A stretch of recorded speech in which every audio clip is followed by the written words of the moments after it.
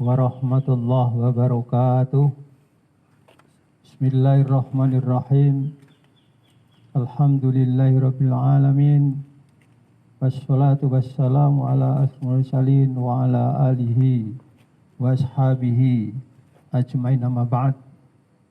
Qala Allah Ta'ala fil kitabil karim, ya ayyuhalladzina amanu kutiba alaikumussyam kama kutiba alal ladzina min qablikum la'allakum tattaqun.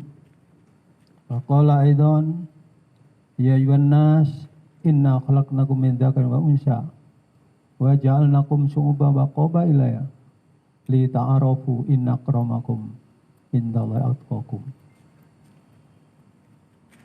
Yang saya hormati segenap sivitas akademika Universitas Bojonegoro dan seluruh jajarannya, dan para pemirsa pendengar yang saya hormati. Pertama kali mari kita panjatkan syukur alhamdulillah kepada Allah Subhanahu wa taala, kita pada sore hari ini masih diberikan kesempatan oleh Allah Subhanahu wa taala untuk melaksanakan ibadah puasa, ibadah pribadi yang mana sebagaimana dikatakan oleh Al-Quran, ya ayyuhalladzina amanu kutiba alaikumussyam kama kutiba alal ladzina min qablikum la'allakum tattaqun. Hai orang-orang yang beriman, kutiba alaikumussyam, diwajibkan atas kita semuanya berpuasa, kama kutiba alal ladzina min qablikum, sebagaimana diwajibkan orang-orang sebelum kita, agar kita semuanya adalah la'allakum tattaqun, kita menjadi yang takwa. Kita sadar bahwa ayat lain mengatakan, ya ayyuhan nas, hai manusia, inna khalaqnakum min dzakarin wa unsa, sungguhnya Allah menciptakan manusia laki-laki dan perempuan, berbangsa-bangsa, wa qabaila, dengan bersuku-suku, litar, untuk saling mengenal antara satu dengan yang lain. Namun inna akramakum indallahi atqakum, sesungguhnya orang yang mulia di sisi hadapan Allah adalah orang yang bertakwa. Di sini dua ayat ketakwaan menjadikan satu cita-cita luhur kita berpuasa. Dengan cita-cita takwa kita akan mendapatkan kemuliaan di hadapan Allah Subhanahu wa taala. Inilah dalam aktivitas Ramadan ini, ya imsak didengungkan dalam kehidupan kita. Ketika kita sudah selesai sahur, sudah kita menahan diri, menahan makan, minum, bohong, bahkan berkumpul dengan suami, istri, itu dalam rangka untuk kita ingin meraih ketakwaan pada Allah Subhanahu wa taala. Jamaah yang saya hormati, nampaknya kita akan mengingatkan kita di alam ini ada amanah yang kita laksanakan. 3 amanah yang kita selalu pegang dalam kehidupan kita. Yang pertama adalah kita diberikan satu amanah iman, di mana iman kita harus jangan sampai dikotori dengan satu perilaku dan perbuatan kesyirikan. Karena itu akan menjadikan keimanan kita tidak benar.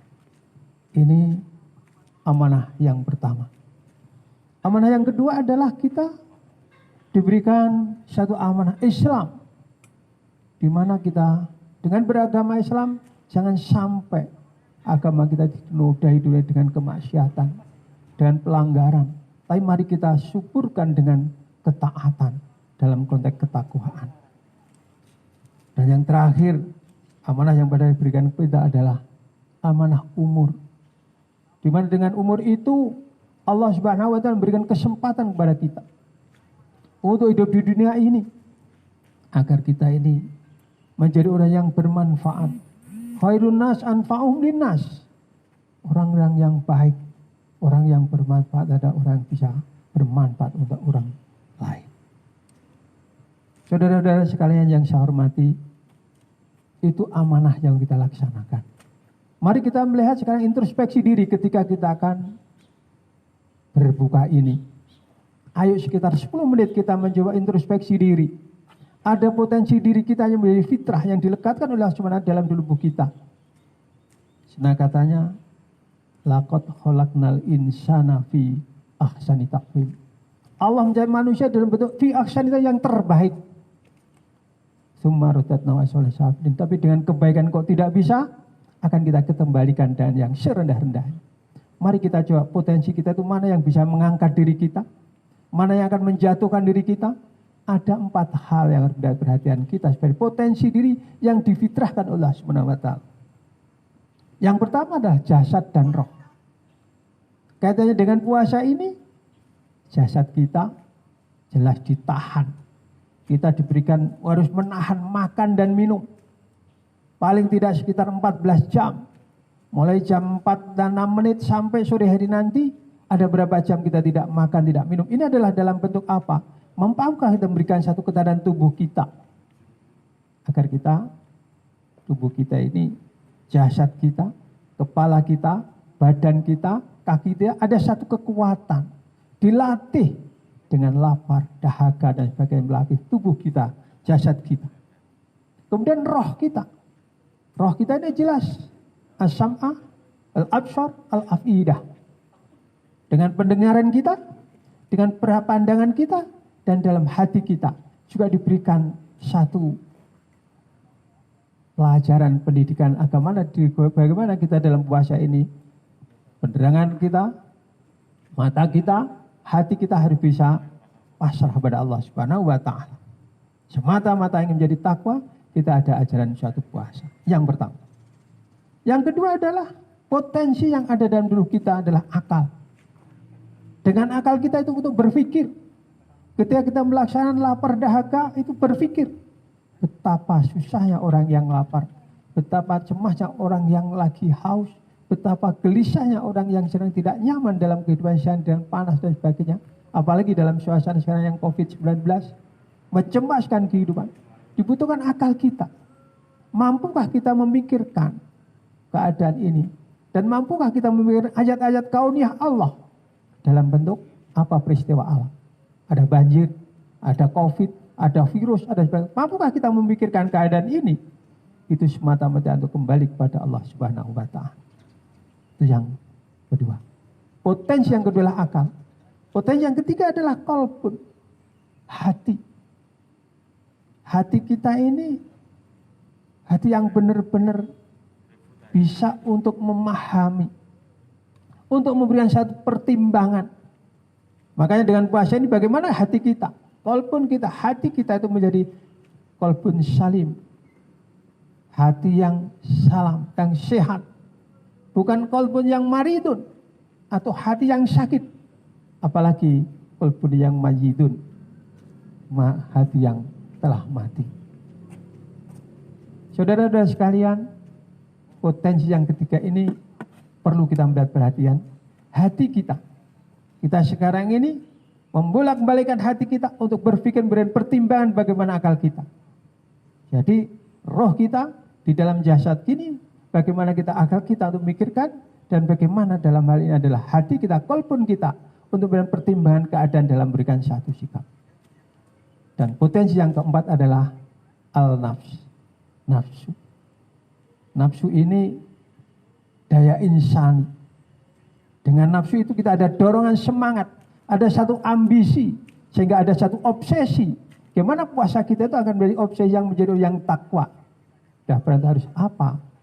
Perintahnya puasa, apa larangannya puasa? Sudahkah ini semuanya kita laksanakan dengan nafsu kita, biar kendalikan nafsu kita. Makanya ada istilah jihad nafsu. Jihadnya nafsu. Gampangannya, nafsu adalah ada nafsu yang mutmainah, nafsu yang condong kepada yang sebaik. Tapi juga ada nafsu yang lawamah, ngajak yang jahat. Di dalam bulan Ramadan ini, bisakah ta'awan walal birri wat taqwa, wala ta'awan walal itsmi wal udwan? Bisakah kita itu tolong menolong dalam hal takwa, dan kita tidak tolong menolong dalam pelanggaran dosa? Saudaraku yang terhormat, 4 hal inilah menjadi potensi yang dilekatkan oleh Allah Subhanahu dalam tubuh kita. Yang menjadi fitratul lati fataran nas 'alaiha la tabdila li khalqillah. Ini ciptaan Allah, yang ciptaan Allah yang tidak akan ada perubahan. Oleh karena apa? Tinggal bagaimana pikiran kita, bagaimana hati kita, dan bagaimana nafsu kita. Ketiga-tiga menjadi satu kesatuan. Maka di dalam bulan Ramadan ini rasanya akal kita untuk berpikir, hati kita untuk mempertimbangkan untuk menjadi yang bertakwa kayak apa, dan nafsu kita bisakah kita jihadun nafs, berjuang melawan nafsu kita, nafsu makan, nafsu mikun, nafsu macam-macam itu semuanya mampu nggak? Ini adalah imsyak, imsyak, imsyak. Saudaraku yang saya hormat, itulah potensi yang harus kita perhatikan dalam bulan Ramadan ini.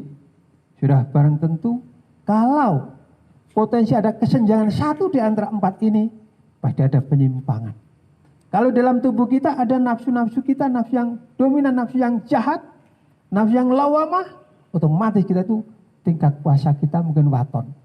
Tapi kalau memang itu nafsu kita nafsu yang mutmainah, yang benar bagus, kita akan bulan puasa dengan sebaik-baiknya. Karena itu, saudaraku yang saya hormat, puasa adalah ibadah individual. Puasa adalah ibadah pribadi. Tapi bagaimana ibadah kita itu bisa berinteraksi, berwujudkan dalam bentuk kondisi sosial. Karena itu, dengan adanya fitrah yang dilakukan pada kita, dengan puasa ini kita dihadap menjadi orang yang disiplin. Disiplin rohani. Di mana demi rohani ada kita satu, mampu dan memahami, bisa mengerti tentang kewajiban kita apa. Yang kedua, dengan ada kewajiban di disiplin rohani ini kita memahami waktu. Contoh di waktu puasa. Mana yang boleh, mana yang tidak boleh, kapan kita harus tidak berpuasa, waktu kapan dan sebagainya ada. Yang terakhir dengan disiplin rohani adalah kita paham tentang hukum. Oh ini dosa. Kalau siang hari kita puasa tidak boleh ini, maka ada mana yang dibolehkan dan mana yang tidak diperbolehkan. Yang kedua ada disiplin akhlak. Dengan akhlak ini kita timbul perasaan etika, sopan santun. Kita mengerti kemanusiaan. Dan yang ketiga kita mempunyai solidaritas sosial dengan puasa ini kita paham derita orang. Apa yang terjadi, apa yang kita laksanakan. Dan yang keempat adalah menjaga kesehatan puasa. Dan kedua itu ada keteraturan disiplin dalam makan, istirahat, ketenangan hati, kepasrahan. Itu akan menjadikan bahan tubuh yang kuat. Kesimpulannya, saudaraku, ada 3 hal. Puasa, jadikan kita kontrol dan kendali potensi diri sebagai fitrah Allah. Yang kedua, puasa kita bagaimana bernilai disiplin dan bisa mengendalikan nafsu. Dan yang terakhir, bagaimana puasa kita adalah puasa yang individual tapi bisa melaksanakan aspek-aspek sosial. Contoh yang terakhir, Unigoro, dalam beberapa minggu kita melihat aspek individual berpuasa, aspek sosialnya juga ikut keterlibatan dalam bagaimana pemutusan penyebaran virus COVID-19 dengan berbagai bentuk ibadah pada masyarakat yang banyak sekali. Fakultas Teknik terjun sampai ke bawah-bawah. Bahkan sekarang ini Unigoro tampil dengan gerakan sosial religiusnya, dengan gerakan-gerakan kultumnya, dengan berbagai kegiatan agamisnya. Sudah barang tentu Unigoro siap dan layak untuk hidup di tengah-tengah masyarakat. Saya kira itu yang perlu mendapatkan kita bersama. Bagaimanakah puasa bisa membangun potensi diri yang fitri. Saya kira itu, mohon maaf kalau dalam kesempatan ini, dalam tutur kata ada yang kurang bermanfaat dan kurang nyaman. Saya sebagai manusia, mohon maaf yang sebesar-besarnya. Dan mari kita sebentar lagi, kita laksanakan buka bersama. Berbuka di rumah masing-masing dengan situasi yang demikian ini. Bismillahirrahmanirrahim. Allahumma Rabbana atina fid dunya hasanah wa fil akhirati hasanah wa qina adzabannar. Walhamdulillahirabbil alamin. Assalamualaikum warahmatullahi wabarakatuh.